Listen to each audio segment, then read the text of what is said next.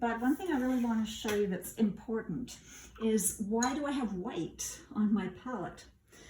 The reason I have white on the palette is because we want to vary some of the different values, which means the lightness or darkness, and white can reduce the intensity or neutralize a color.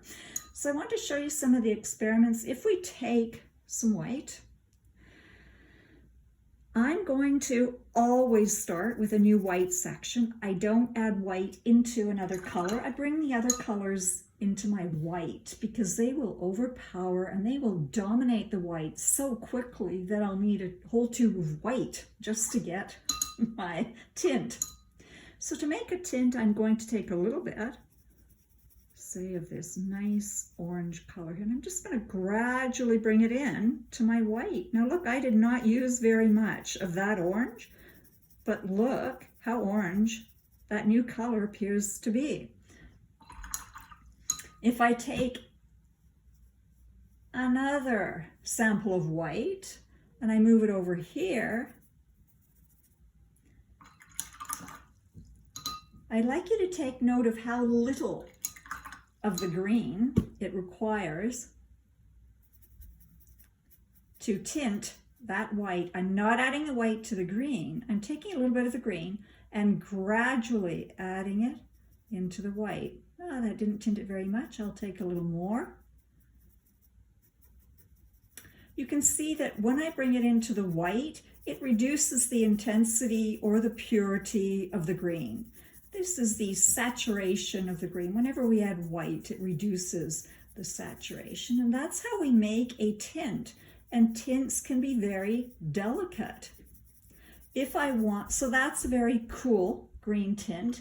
If I want to warm up that green, I can use a little bit of the warm cadmium yellow. I bring it down here, and then I begin to add the yellow into the green. So I dip with a clean brush, I bring the yellow down here. Now if I want to make it even warmer, I'm going to dip into my orange, and that will give me a rich brownish green. So I'm doing all my mixing in the main portion of my palette. I'm keeping all of my 6 pure colors at the top. I am not muddying them by mixing anything into them because I need to keep them pure. They're my go-to 6 colors that I'm using for my palette.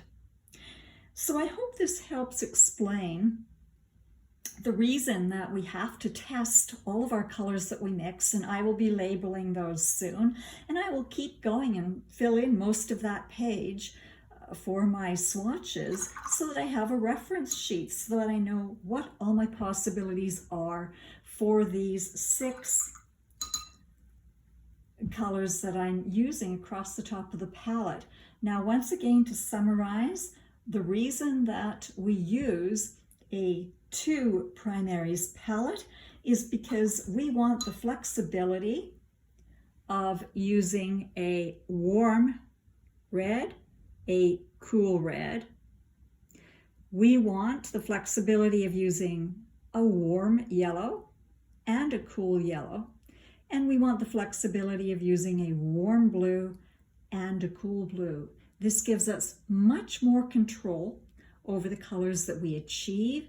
And once we have our template made up with all of our color swatches, then we're all set up and ready to go. Because we've got our reference, we know what the possibilities are. So I hope you enjoyed that summary of the 2 primaries palette.